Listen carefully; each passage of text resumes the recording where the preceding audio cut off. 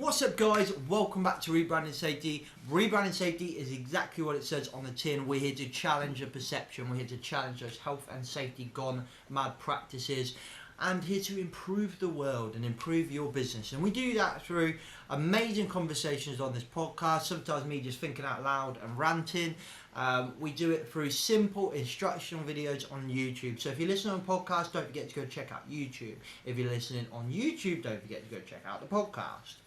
If you're new here, consider hitting subscribe and the bell so you never miss another episode. In this podcast, we've got a very special guest.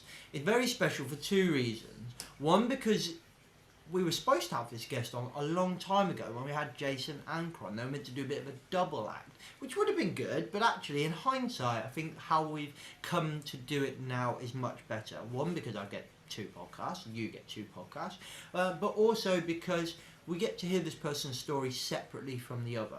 So I'm talking about Abbi Taylor, and it's a story that we don't really get to hear very often. We always hear from people like Jason and the rest of the speakers at Proud to Be Safe, where they've gone through horrific accidents and their story is so powerful. But I think more powerful is actually how much that affects their children, their wives, everybody else, the collateral damage, so to speak, that it causes. And essentially, that's what Abbi gives us an insight into here, is that kind of effect on her, and actually how it's transformed her life to now become the managing director of Proud to Be Safe.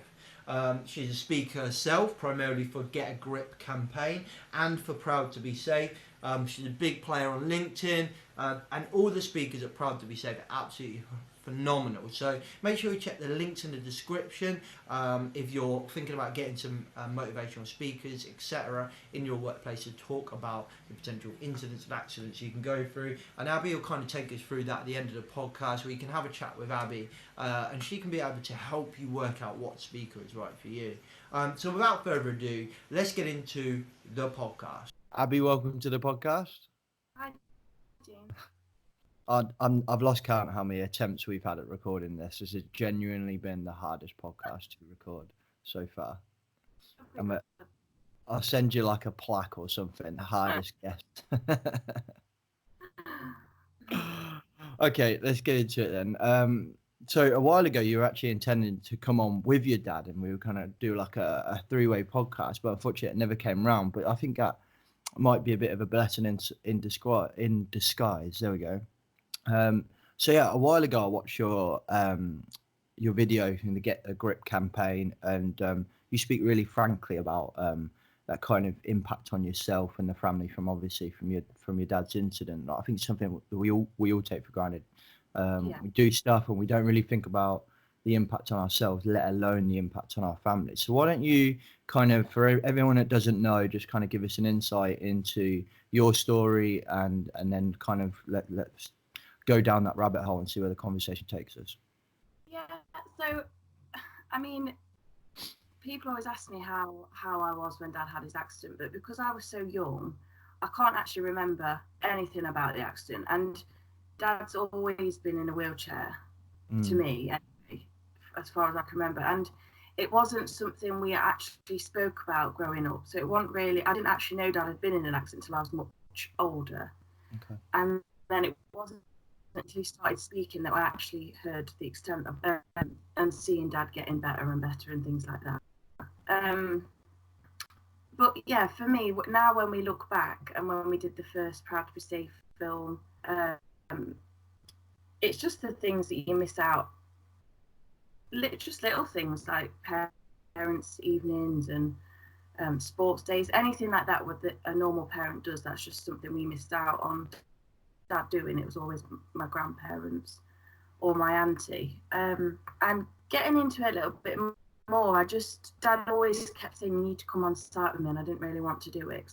I just got emotional. Even now when I go on site and speak about it, I do actually end up crying.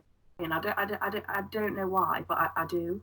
And it wasn't until I did actually go along to a couple of sessions, and I did one earlier this year. And at the end, an engineer came up to me and he said, "You've just knocked the engineer out of me." he said, I've got a young child at home, and he said that has just completely floored me.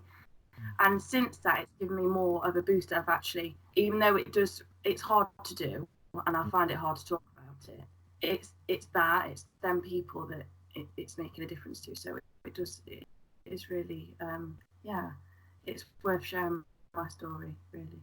Definitely. What is it kind of like then the first time that this question is not on the ones I sent you, this is a little bit off hoof, so feel free to tell me to bugger off. What was it like that first time you heard the first speech of your dad and telling his whole story? Then that must have been quite hard. Absolutely heartbreaking. Yeah. To be fair, I think through tears I missed quite a lot of it. So every time he'll add something new, I'm a bit like, oh my God, I haven't heard that before. So it always resonates something different, whether he talks about my young daughter, just little things that I haven't heard him, when he talks about seeing his chair next to his bed and things like that. For me, I always think, oh, he's dealing with it fine and it doesn't still affect him yet. Then when I hear him say it, I think, oh, it is still a present thing that's never sort of going to go away. And that hits home all the time. I think it resonates with everyone in the sessions as well. Yeah. I love that thing you said about the engineer, kind of saying you knock the engineer out of him. I think that's something that a lot of safety professionals struggle to do when they're trying to influence people. It's I find we go to work and we have like two different people, don't we? Have work, so I'd have work James and home James, for example, and it's two completely different mindsets, and it's just trying to connect the two and be a bit mindful.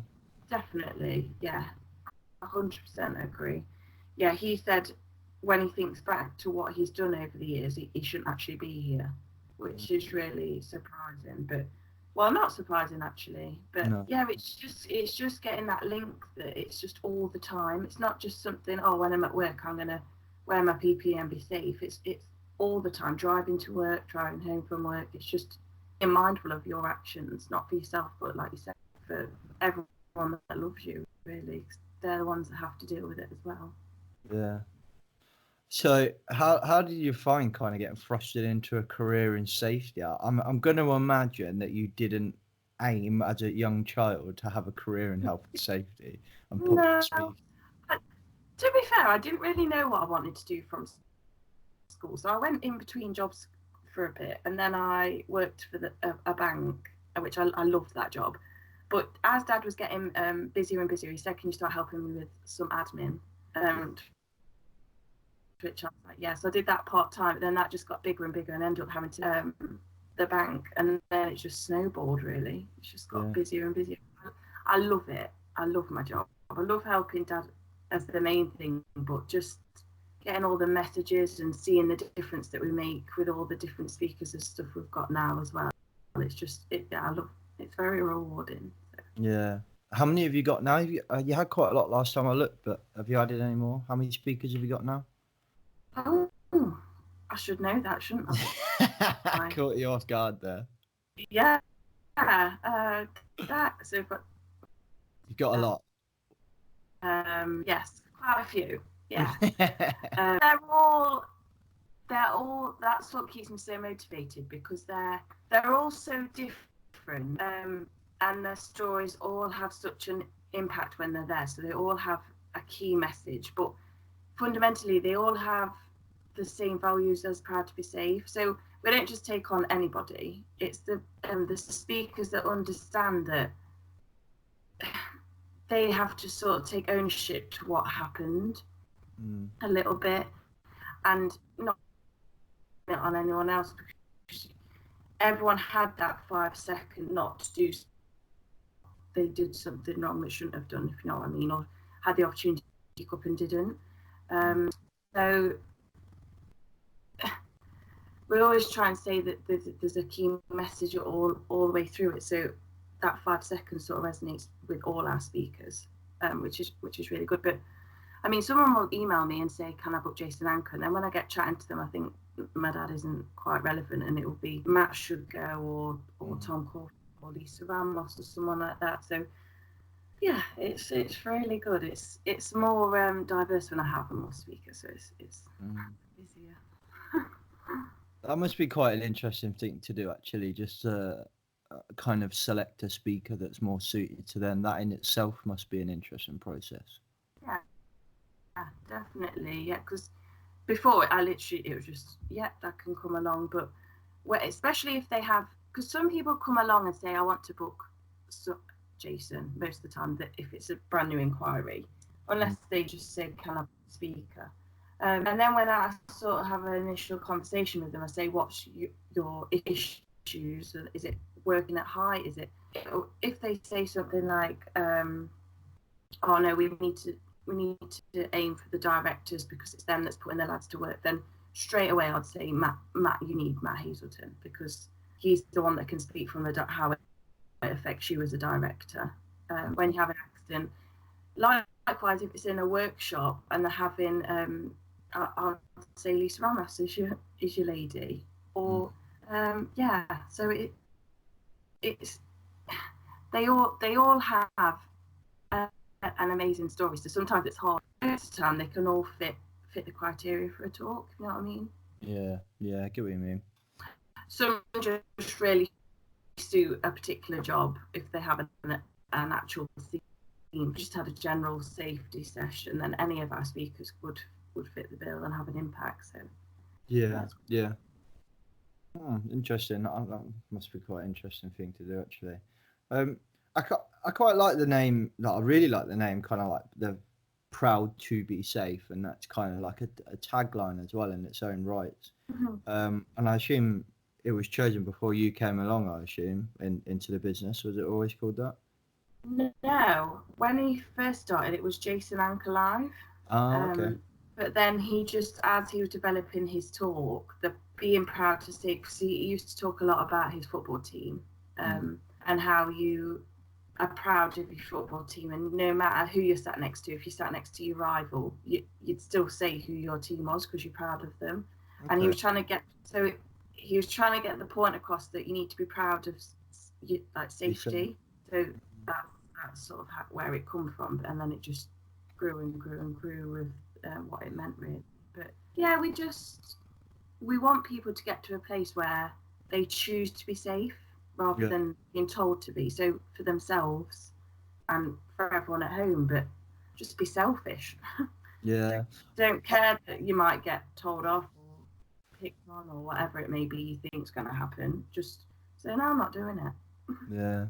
I think that's such a powerful message, to be honest. Like I always, I do a lot of training in my kind of role, and going out and doing training. It's really difficult sometimes when you're training for big businesses and it's so big, multinational maybe, and the people on the shop floor sometimes feel so disconnected from decisions made at the top, and I always say, well, and that I think they feel a bit helpless, sometimes they're having to do stuff, or they see stuff that they think is not safe, and they're worried about themselves or customers or colleagues or whatever.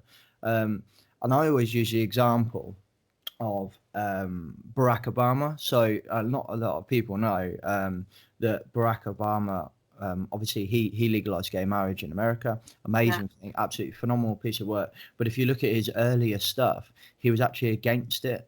And when he changed was when the polls changed. So when the public opinion changed, he changed. And I always use that as an example into health and safety and businesses and anything really, that the power is, not to sound cliche, but the power is with the people. Like if you demand a better standard of safety and you refuse to cut corners, the business will start asking questions as to why they're doing that. And if you're not getting the standard that you want, then demand better.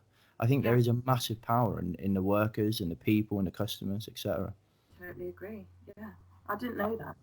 Yeah, it's really fun. I didn't even when I saw it, because we all just think, I don't know about you, but I love Barack Obama, and he's just like up here in my estimation. Could never do anything wrong. And then when I found that out, I was like, wow. But it really just kind of runs it home that, do you know what, we all feel so helpless all the time, but actually, if we want change, it's slow. Change is slow. It doesn't happen overnight. But if we want it, we can demand it, and it will come. Definitely. And I think that works in quite nicely with that kind of proud to be safe way of looking at it. If you're proud to be safe and you want to be safe because you realise the impact it might be on, your daughter or your son or whatever, or your wife, even anyone, then eventually it will demand more. It's such a shame, really. Yeah. that we struggle to get there, for we feel so helpless sometimes. Okay, let's crack on then. So, I think you nearly touched on it then when we were talking then, but when I was talking to your dad, I found it really interesting that he talks about having conversations with your speakers about when they're telling their story, and just kind of really saying it's not about them, which I found fascinating in a way. And I thought, when I want you to say like Matt or Sean, I want you to come along and tell your story, but just remember it's not about you. And I thought, wow, that must be a really interesting transition. And I think they know that, people don't come in all arrogant, I assume, but Yeah. you would be a bit like, okay, well, this is what happened to me, I and think, this is what. especially for Dad, when he first started, he was still quite angry about it, I think, but he didn't understand what the importance of it. And it wasn't until I think that he realised, oh, actually, it's not about me. It's obviously trying to stop this from happening to somebody else. And all the speakers get that. But I think my dad is quite, he does make me laugh when he's talking to someone and they all say, oh, and my wife left me, and he thinks, oh, and I say, don't smile, but he just sees it as another part of the story that people can relate to. So it's when people that they think, oh my God, like in my dad's instance, my mum left, walked out with me and my brother as young children. So I think everyone sat watching, were like, oh my God, I've got a wife or a girlfriend at home with a young daughter, and even if they haven't got children themselves, they've got nieces and nephews, little cousins, brothers and sisters.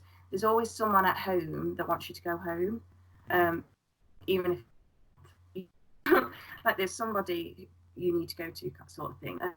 And it's just, it's finding that resonation with. For me, I talk about how it's affected me, and so does my dad and my brother. But everything that's happened to us, which is still going on 27 years later, now it's affecting Elle, my daughter, and Dad as a granddad. So everything I missed out on, she's now missing out on as well. So it's just, it goes full circle, and it doesn't ever end. And I don't think people understand that, but that's what we try and get out there. So Yeah, it is such a fascinating story, isn't it? And it's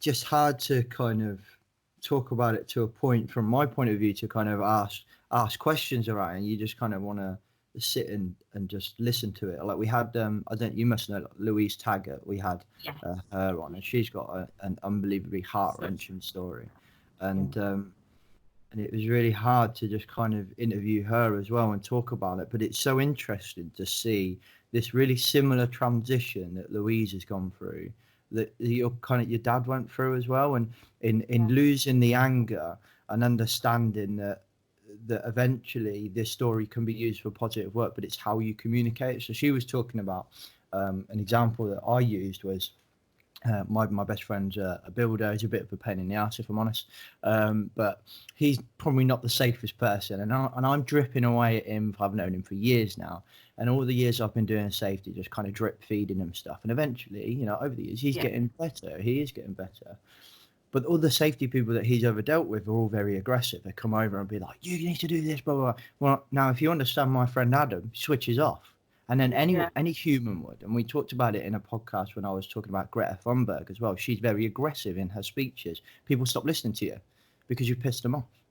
And Louise was saying she's going through that exact same transition. She was walking around site and get really angry when she saw somebody working on live circuits or something because it killed her brother. And I just thought how difficult a transition that must have been. Do you find you went through something similar? Were you quite angry, or because it was maybe because, like you said, your dad's always been in a wheelchair, it wasn't so sudden, it was more... To me that's just been the norm, but definitely I've seen such a difference in my dad from how he was when we were kids to when he started speaking, and the anger's definitely gone. So much so he's so much happier now. It's like therapy, I think.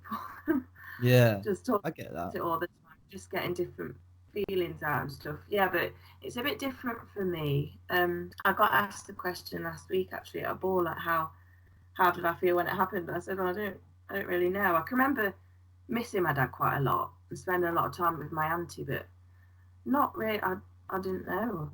You don't as a child, though, do you? And I think No. your family protects you from it as well a little bit. So yeah, I was quite shielded from it all, I think. Yeah.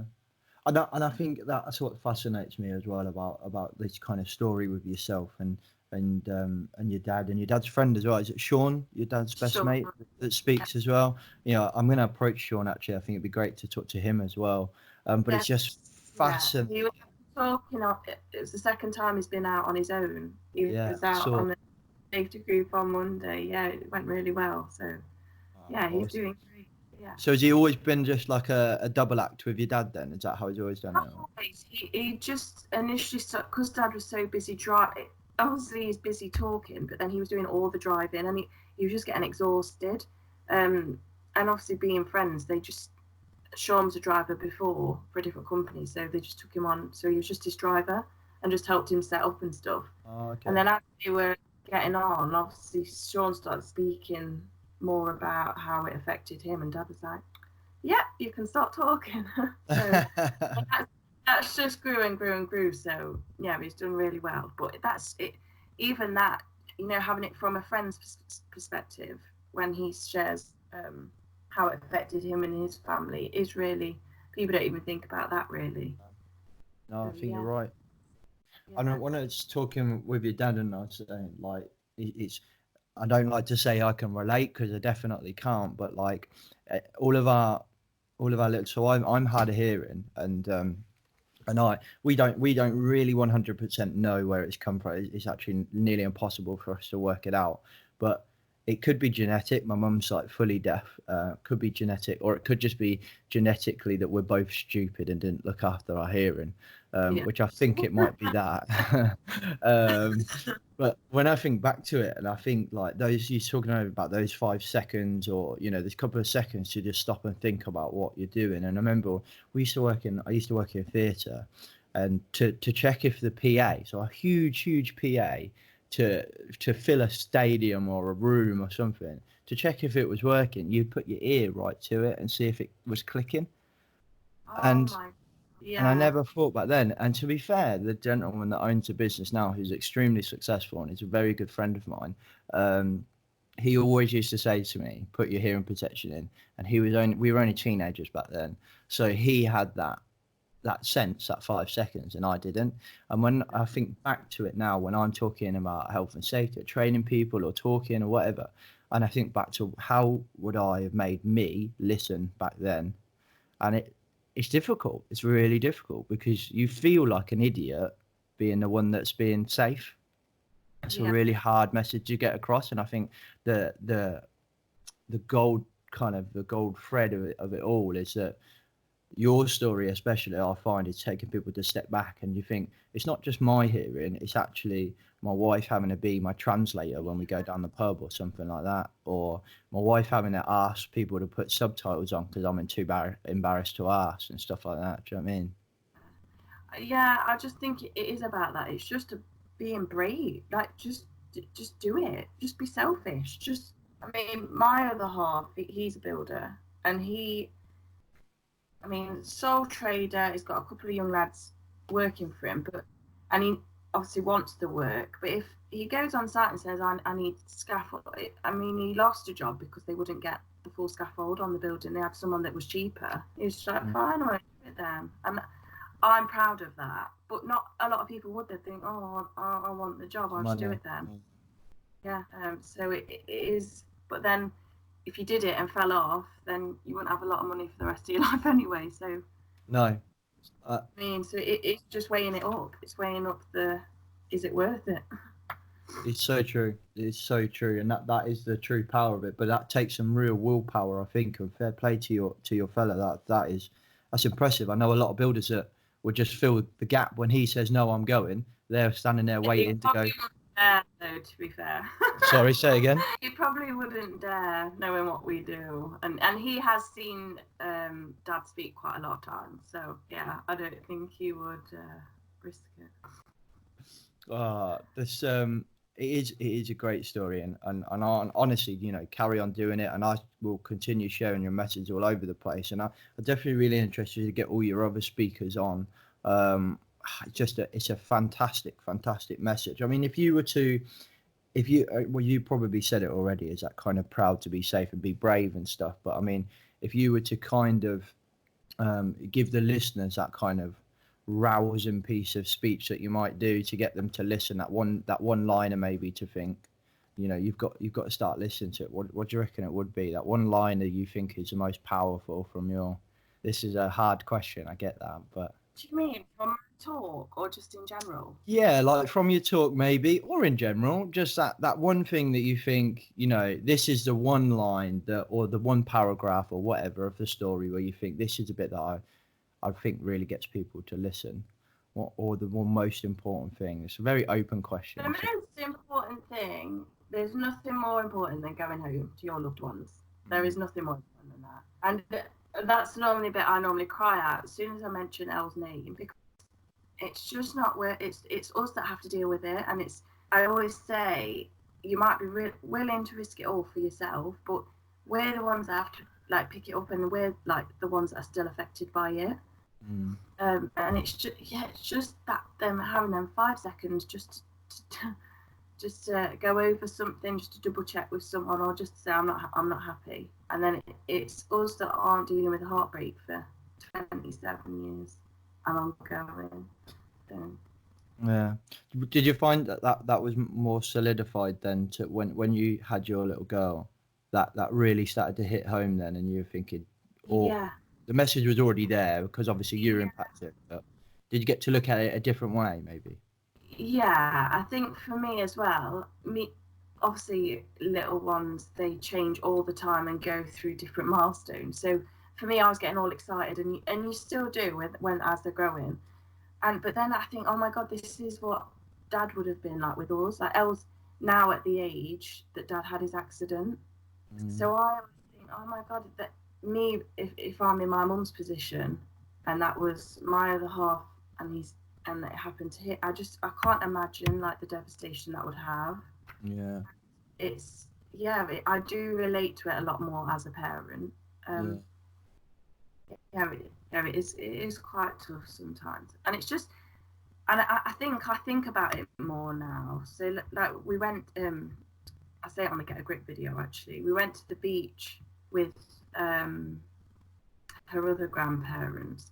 So we went onto the beach, but Dad obviously couldn't get on with his wheelchair, so he had to still sit on the promenade as we went on the beach. And it's moments like that. I know he's not going to say he's bothered, but I'm inside oh my God. And it's just little moments like that you think it's still there.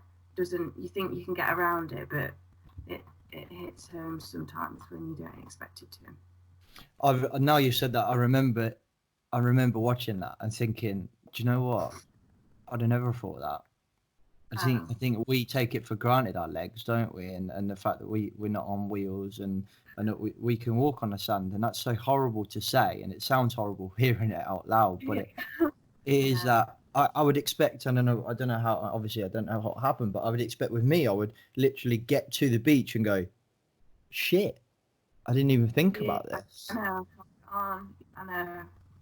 Wow, that is, and that's just so powerful, isn't it? And it's that piece of trying to get people in other people's shoes, isn't it? In no pun intended or anything. They're trying to get people to think about it from that point of view. And I always talk about it when I'm talking about people losing their hearing and stuff like that. And I think it's not at work that matters.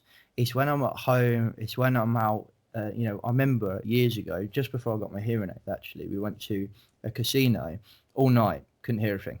Not a thing. Couldn't understand a word anyone was saying. So it's just a whole night of awkwardness of me. Somebody could be telling me about how their nan's just passed away, and I could go, yeah, I get it. That's funny. Do you know what I mean? And it sounds funny, but it creates these awkward scenarios. And I know, and now being with my wife so long, that she knows the environments I can't hear, and it has this massive impact. And think like my mum as well. She's profoundly deaf.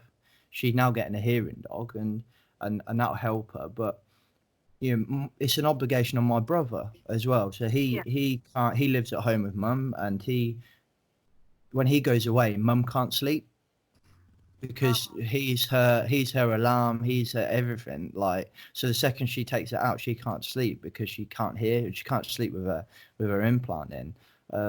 And it's those things that's so powerful about your story and similar stories, is that massive impact on the rest of your life. Yeah, definitely the home thing as well. Just being, I think people, even people that stay all day at work, get home and then just do whatever. Yeah. It's just, we all do stupid things like, is that hot? And then you go to grab it. Just like, Yeah. Just get your oven mitt. I mean, it's just them little moments, but and that's all it takes, though. Yeah, and I think there's a power in that kind of mindfulness piece is coming out now, just being a bit more mindful about what happens next. Which is interesting, and how does this impact her? A couple of last things. It's interesting to see, like your dad was talking about how he'd gone through a bit of a transition from being more focused on the physical side of safety and saying to the person that's doing the work, like you were saying, like just stop and think and be brave enough to say, I'm not going to accept that too. I think from his work with Tim Marsh and now starting to see, well, actually, if the business starts to create an environment in which it's comfortable for us to say, I don't feel safe, etc. And he said that was a big transition for him. Is that kind of stemmed across the whole business, or is that like a slow transition and more people starting to pick up on that? Or so he's more into his new talk now. So he still tells his safety story, and his accident, but it's more about he's actually understood that his health and well-being had a direct effect on his accident. So he wasn't happy at home. He had a problem with my mum in their relationship, and then he hated his job, struggling for money, and then the day he went into work, he was hungover, he hadn't been eating well, so all his health and well-being leading up wasn't right. So on the day, he didn't make the best decision. Now, if he was happy and healthy, he'd have probably, not saying that it wouldn't have happened, but he'd probably have had a better judgment on the day, not needing the money and being in that situation. But definitely is linking in with our other speakers. I mean, Tom Caulfield, he's quite new with us. His accident, he's blind in one eye, so he an apprentice on the site, he dropped some cement and it splashed in his eye. That was it. And at first he was blind in both eyes, but he's gained sight back in one. But something so simple, and his talk actually touches a lot onto mental health. But he's sort of got what Dad was trying to get across, and he is sort of talking about his health and well-being a lot more, and how being positive more about it is more effective. Yeah. And it definitely is the way to go. I agree. I think I've spoke about it time and time again, of kind of like, I call it changing the narrative of how we talk about safety, and going from, you know, stop being so positive. Stop being so negative and start trying to be a bit more positive. Stop being positive. That's not one. But and you see it, I don't know about you, but I see it all the time on LinkedIn, is these kind of horror stories, you know, and similar to the ones that you know, your dad and Matt and Sean and all the people, they are just really horrific stories, and you're just like, wow, this shit can actually happen, and there is a value in that, there really is. But what I don't like to see is, you see these like health and safety gone mad, like, no, these stupid videos, people doing stupid stuff, like, I don't know. I saw one the other day of a gentleman had obviously got stuck in an MEWP in like a cherry picker, and there was people holding the ladder to let him climb out on the ladder, and obviously it all goes wrong, and it's fine to share those, but I think the narrative needs to be, why are people doing this? Why are we doing? Why have we created an environment? Why is that? Exactly. What is going on? Not what we normally see, which is, you should not do this, don't ever do this, tell your workers not to do this. It's like, no, start asking yourself why your workers are doing this. It is the being more involved in the actual people. So it is just that, are you all right? And just knowing a bit, like my dad says, if someone always plays football on a weekend, and on a Monday you go, did you win? I didn't go. Not just go, oh, okay. Just ask them, like, oh, why, what's up? Because if they've come, they're not going to do their job properly if something's happened at home. And it's just being, like you say, being a bit mindful of those around you for your safety and everybody else's. Yeah, definitely. I love that, you know, and that's it. That's something I used to say when I was doing managing safety training actually a while ago, and to say, you know, how many times do you ask your staff how you are? And they say, all the time. Yeah, but how many times do you ask your staff how they are and actually care about the answer? Yeah, not just going, you're all right, I'm not waiting for the reply. Yeah. Or going, hi, Abby, how are you? And then going, oh, by the way, have you done that report? And then stuff like that. Yeah. Do you know what I mean? That's just horrible. I think we all do that as well. You know, if someone said to me, Abby, you all right? And I go, yeah, I'm fine, you? And then they'll go, no, Abby, you all right? I'd probably go, do you know what? I've had a bad work. And you would, when someone asks you twice, it does make you say something different, doesn't it? That's it. Floodgates are open. No, I'm not okay. How do you? You're right, and I think it is a great point. And I think we listen to people like Simon Sinek, who's massive now in the leadership game, and he talks about it. The businesses are like second parents now, and you have an obligation as a business. Yeah, they have a big responsibility. Yeah, exactly. And a lot of the times I'm talking to senior managers, and they talk about this, or I talk about this, and they say, "Well, I've got my own shit to deal with. I've got a business to run." Blah blah blah. Yeah, you have. But imagine how hard you would work for somebody if you knew you cared for them. You know, I would have somebody's back if I know that they've got my back. You know, it's that classic lads saying, but that's how we used to kind of do it when we were at school, and I think it still applies. So much better workers, and engagement and everything like that. If they feel valued, that's what it all comes down to, definitely. I've got one last interesting question. Do you class yourself as a health and safety professional? No. Why not? Oh no, I wouldn't. My dad does. I mean, my dad could talk about safety all night long. No. I feel like I understand how people should be just because I felt the brunt of it. I know I wouldn't say I was a professional. You class yourself. Go on. Say again. I'd say I had quite a bit of knowledge, just what I've learned from being on site and things with Dad and listening to so many different speakers and things like that. But I don't know. Would you class yourself as a professional? Yes. Yeah. An unprofessional professional, I call myself. Unprofessional. The professional bit I really struggle with, being professional. What would you class yourself as a public speaker then? Yeah, I think that's a better fit. I was interested to see. I think there is, you know, I was talking to someone the other day being like, what is a health and safety professional? Because I would say people like yourself, people like... I don't really know what you'd class yourself as. I don't know who falls under that. Yeah, and that was a discussion I was having with a colleague, and they were saying, well, a health and safety professional has got a knee bosh, and they've got this, and they've got that, and I was like, no, I think it's somebody. I'm a much more like softer. I don't know. My wife calls the way I look at health and safety as spiritual, even though I'm not spiritual in any way, shape, or form. But I don't think of it like qualifications and membership. So I think of it like the simple messages, like yours, like your dad's, like Sean's, and all of your teams, that make a difference to help people be safe. That's all you need to do. That's about being a safety professional in my what makes a leadership expert? They're just people that have worked in business for years and they're thinking, I think I've got a better way to do this. It's no different for us, I think. But I would class you as a safety professional. So congratulations. Yeah, thanks. I'll add it to my bio. Okay, so I'll let you go on your day. Why don't you just quickly give us a bit of a plug on Proud to Be Safe? If listeners think, oh, do you know what? I really like Abbi's story, really like Jason's story, want to have that conversation with you about who's best for their business and stuff like that, how do they go about that? So it's simple, really. It's just about making an individual commitment within your company to safety. And get there at work and at home, that 5-second conversation. But we can help you achieve that through the speaker sessions. We've got DVD workshops, site visits. We've got all different spectrum of things that we can do.